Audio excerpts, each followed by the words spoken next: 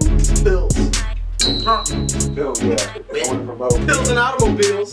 Shout out to Chris Breezy. Play for real, and I'm just gonna be clowning the whole time. You're alive. Have you heard of this song? Why Why are you singing it like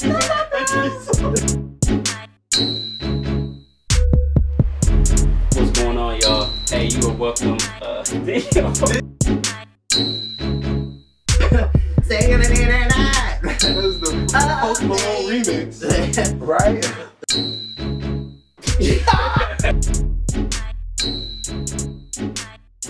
What's going on, y'all? Hey, you are tuned into Plain and Simple Podcast, and we have none other than the homie Landalin on the show today. It's your boy Record Styles. It's your boy Grammatic.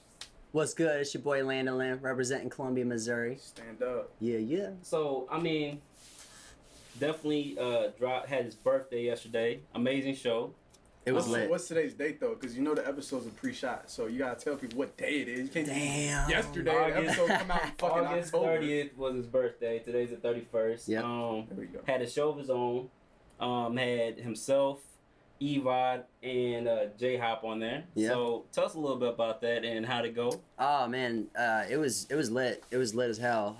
J-Hop came from St. Louis, drove all the way down. He did the opening set, and then we also had Evi the Prince in the building. Two people that I've respected for quite some time in the music industry, and I've done a lot of tracks with them. So they came out, showed love for the kid's birthday, and got to perform with them on stage.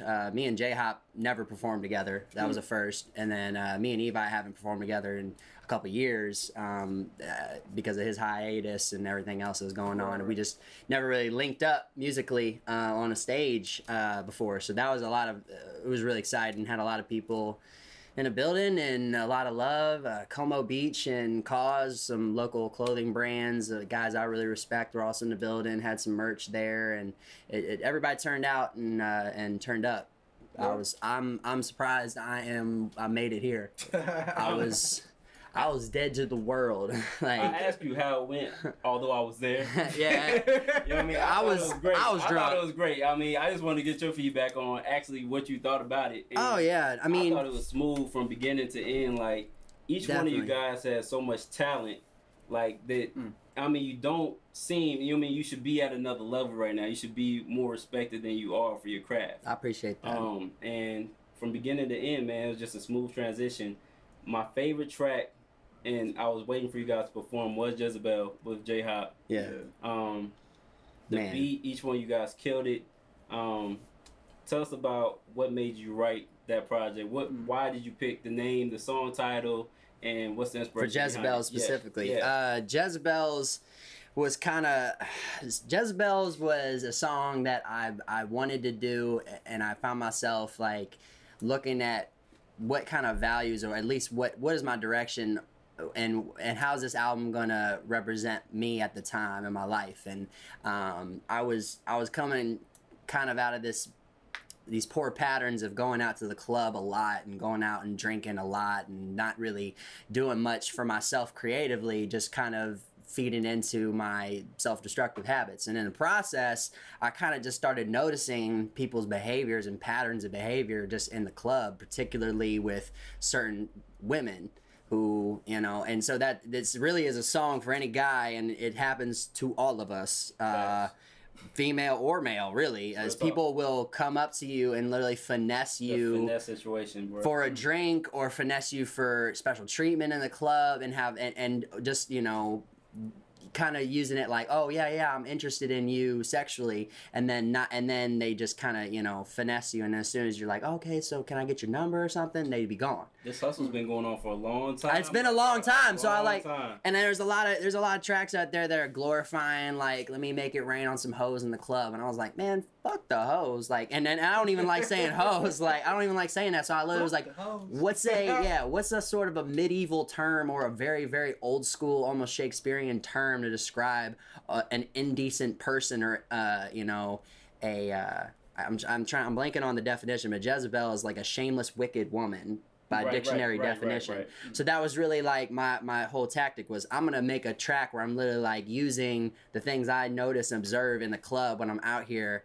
and just that fake shit and use it again and just flip it over instead of saying, "Oh yeah, I got a lot of hoes in club." I'm like, man, I don't like Jezebels. I don't like hoes. I'm good by myself over here with my team and my people that I came out to turn up with. You know, I feel like we actually need more diss tracks about females. I mean, Deuces was huge for us. You got all I love Deuces. You got all these female R&B singers like dissing guys. You know what I mean? Like to the left. Jasmine Sullivan, break your windows. You know what I mean? Like we need some. Only person holding it down for us right now is Chris Brown.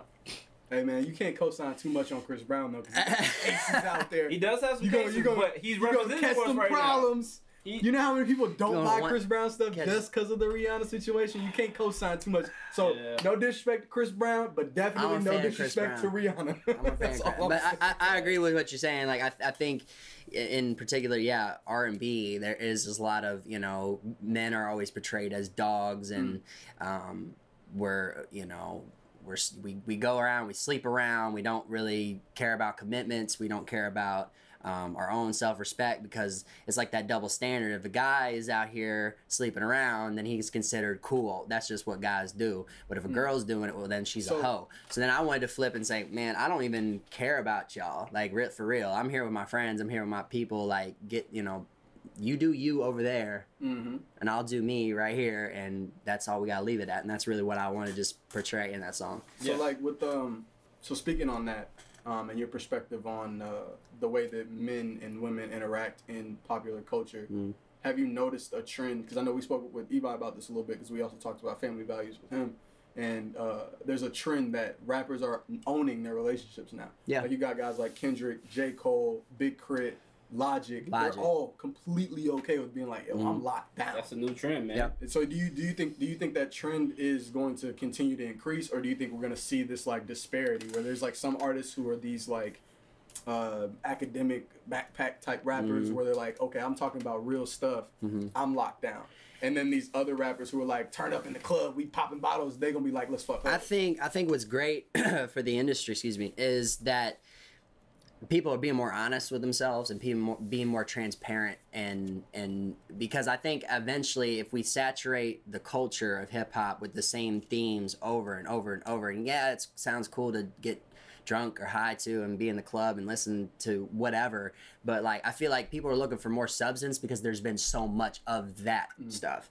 And so now artists are just being more like, look, I'm not gonna try to front, like it's gotta be exhausting to try to like lie and put this front up like this is how you live when you're not really living. And I see people do it, like people get famous off just being on social media alone these days. Come and go in the industry, man. And they don't, it's like it used to be like, to be famous you had to put something on the table, you had to bring something to the table as far as talent and work ethic goes. Nowadays if you just happen to catch something crazy on your Instagram, you're famous. For what? Pause.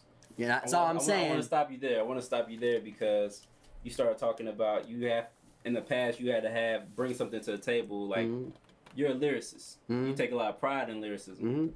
What's your thoughts on the music industry today as they kind of quote unquote mumble rap? I think there is. I'm somebody who's always felt like there are, especially nowadays with the way technology's set up, to where you used to, like going back on it, it used to be harder to become a rapper. It used to be harder to become famous.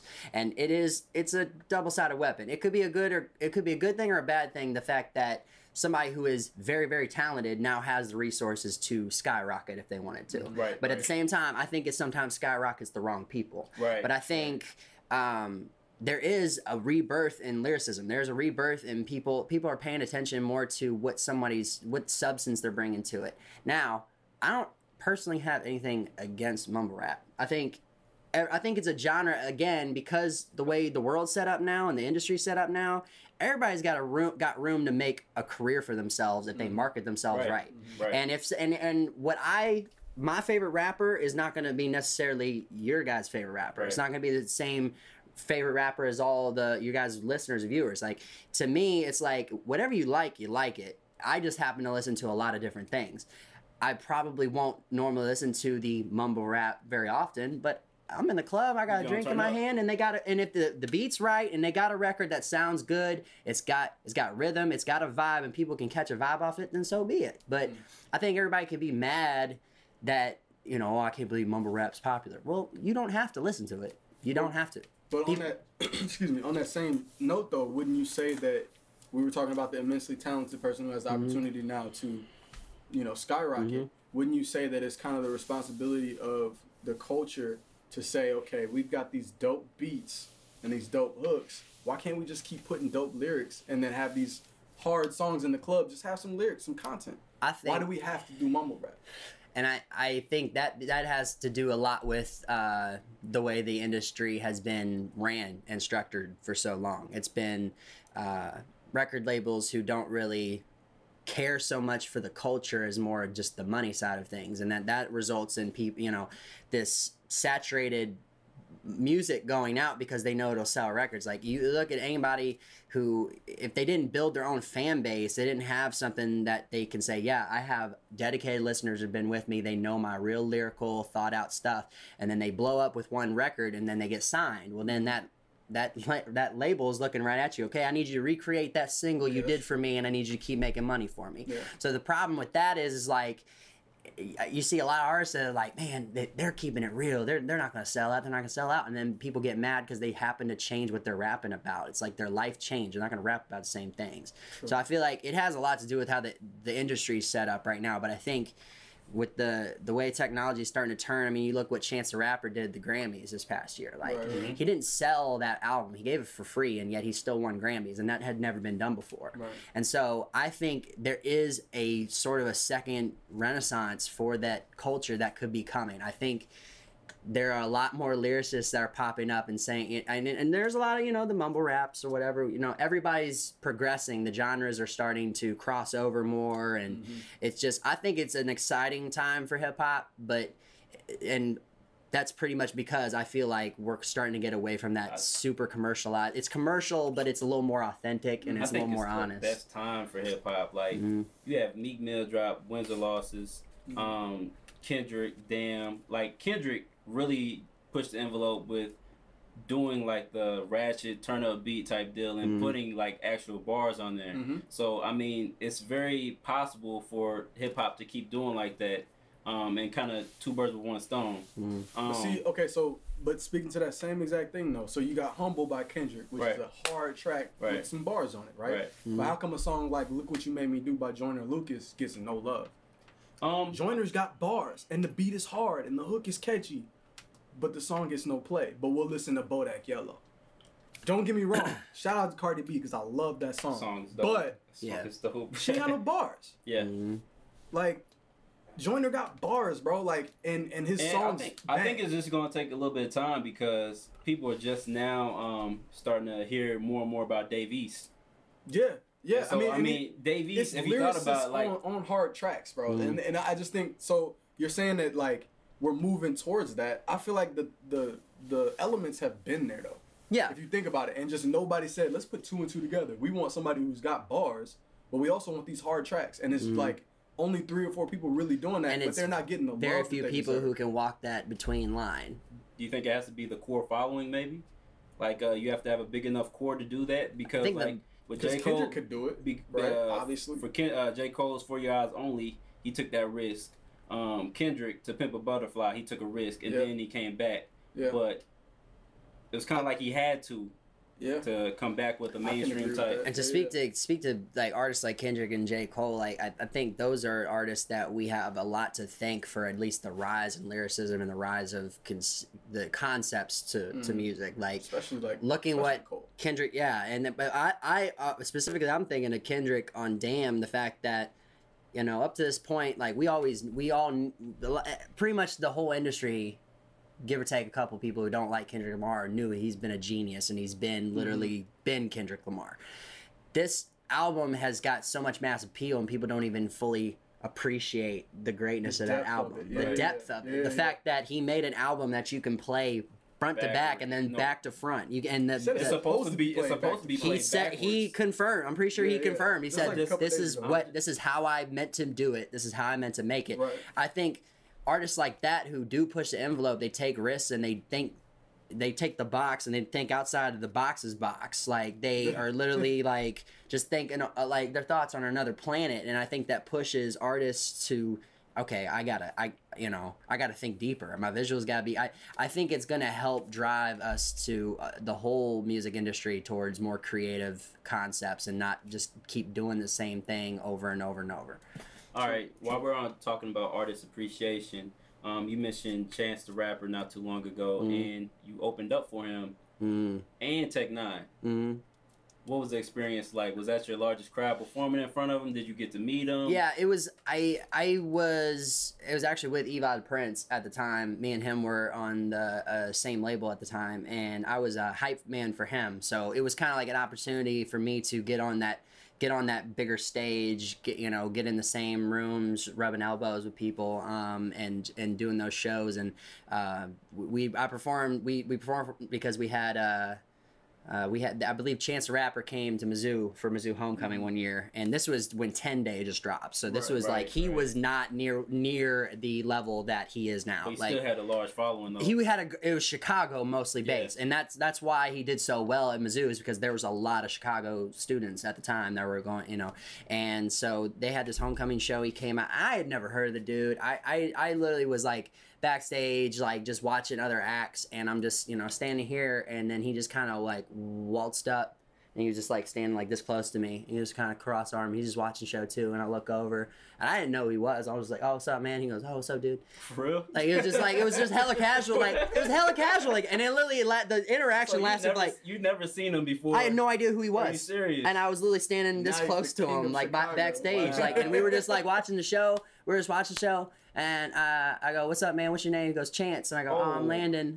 And then like he was like, "All right, cool." We didn't dap or anything, but I was like, "Oh, nice to meet you, bro." He's like, "Nice meeting you too." And then he walked off, and then went and talked to like his manager or whatever. And then he went out the back to smoke a square. And then I didn't see him again until he was on stage. Wow. And the craziest thing is too is like I couldn't hear shit backstage. Like this is the sound system. I had never heard his music before. Yeah. Come to find out, 10-Day was gonna be one of my favorite mixtapes I've ever heard. Wow. Yeah. Wow. And this is fast forward. I didn't hear 10-Day until I heard his drop Acid Rain to promote for Acid Rap. Right. And I heard that shit on my laptop backstage of this dive bar show, and I saw Chance the Rapper. I'm like, why does that name sound familiar? But was that around the time that Chance was featured on that Lil Wayne song?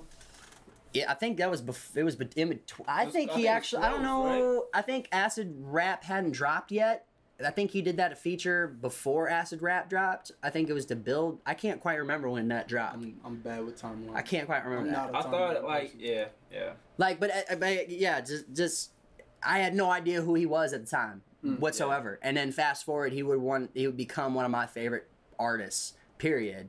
Like, and it's just very trippy. I think about it every day that I'm literally like, we just stood there and I said, "What's your name?" He said, "Chance." I'm like, "Oh, cool, that's whatever." And then in my head, I'm thinking, all right, whoever the fuck this guy is. Like, and then, I'm being honest, I was like, all right, whatever, that's cool. And then, yeah, and he tore that show down. And then I just remember thinking, who is this guy? And why is everybody so damn excited crazy, about, man. And then fast forward, I'm like, I get it now. Yeah. So, and then Tech, I mean, I've seen Tech N9ne perform a couple times. I've met Stevie Stone on a couple occasions, Strange Music People, and same thing. Picasso, yeah. Picasso. Hell yeah. Shout out to all of them. I just was again hype man for Evi, and we did I think it was the Strange Summer tour a couple years ago. I think it might have been 2-3 years ago, and just again it was super dope. It just their crowd, the Strange Music crowd, is like one of the best crowds to perform for. They show love to everybody. They don't care how well known you are or whatever. If you get a show there,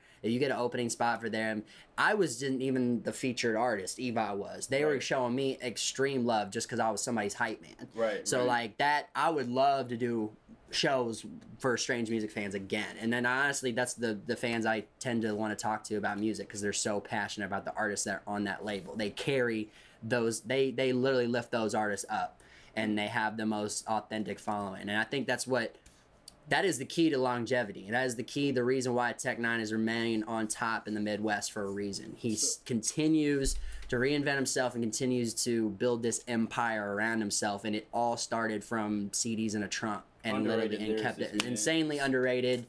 Lyricist flow, concepts, his visuals are out this world. stage presence. Everybody knows stage presence is legendary. Shows are legendary. Yeah, I mean, it's always a pleasure if I ever get a chance to be around them. And on the track with them. Yes, that means a lot. Definitely. Go blow for blow with the best. Yeah. But so you were talking about the fan base that Tech N9ne has been able to cultivate here in the Midwest. One of the problems that we want to address with this project and with all of our projects under Midwest Up Next, like, we want to try to shed light on the fact that there is potential in the Midwest, right? Yeah. And so you can see that with Tech, you can see that with Chance, you can see that with Big Sean, Eminem. But why is it so hard? Why do you feel it's so hard for the independent artists to then get to that stage? Is it because of the lack of opportunity to link up with those people? Is it just lack of opportunity in general? I think it has a lot to do with where you're trying to base yourself out of, or where you're trying to do things out of. I think the thing that I've run into personally is the fact that I'm from Columbia, Missouri. That doesn't have a hip hop identity outside of Columbia, Missouri. Nobody, and I'm just being honest, like if somebody comes up to me and they go, I hear you rap, people ask me all the time if I am DM. Most of my relationships in my music are fans and listeners or people who don't know me because they don't live here. And they ask me, where are you from? I go, Columbia, Missouri, and they go, I don't know where that is. First off, you need to start saying that with pride. I mean, don't get it twisted. Don't get it twisted. I'm from Columbia, Missouri. I am from Columbia, Missouri. I'm fucking proud of that shit. But the fact of the matter is most times people just don't know that there are rappers in Columbia, Missouri on the large scale, the scale of the world. And then you hear like these Midwest cities, Chance, Chicago, Eminem, Big Sean, Detroit, Tech N9ne, Kansas City. People know those. You hear those names, you're like, okay, cool. Like I know that city well, and I know what it's about. I know it. Yeah. St. Louis, shout out to Arty. Shout out to St. Louis. You know what I'm saying? So it's like I think it just kind of that can be part of the battle sometimes. Is just where specifically you're from. But see, so with Tech, for example, or they had a little bit of a. There's obviously a music scene in Detroit. But Tech, for example, in Kansas City, he is Kansas City's hip hop scene.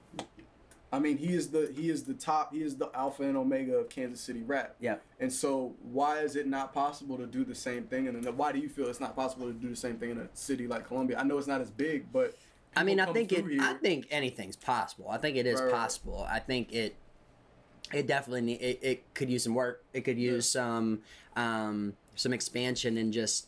It's gonna take a lot more than a lot of artists in the same town saying, well, I'm the best of this city, I'm the best of this city. It's egos would have to get set aside and people would literally have to say, let's just all lift each other up and promote each other rather than promote only my specific camps. Politics get involved in that and make that kind of sticky when that when it gets down to it. But I think it is possible to build that at Columbia, and obviously that's a vision I've been wanting to do. Right. But it may involve an artist from Columbia, Missouri, leaving Columbia, Missouri to go make a move somewhere else where I'm taken a little more seriously in a market that's more suited for me. And then when they say, "Hey, where you from?" Columbia, Missouri. Boom, there's the pin on the map. That's but you don't think that if you did that, you would alienate yourself from the artists that did stay?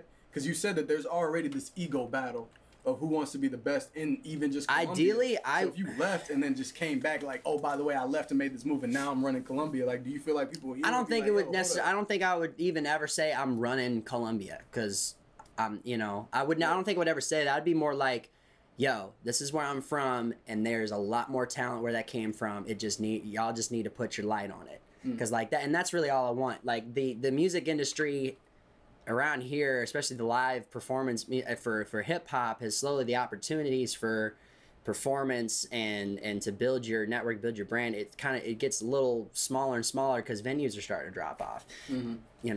People are more inclined to watch something through their screens nowadays than to go out to see a live show, and it sucks. It's sad, but I think. And also the venues have been getting swallowed up. Not a lot of people want to do hip hop shows around here because the thing that sells around here mostly in Missouri is country music. That is the thing that gets. I think the show last night was nice. To the fact if you did another one, like you would get more people. Yeah. You gotta start somewhere. But there, like you said, if it's some artists that aren't really trying to be down for the cause, I feel like let them do their thing. But networking, like I feel like there's a lot of talented artists like yourself, which can come together, and you guys could possibly like do a tour together or something.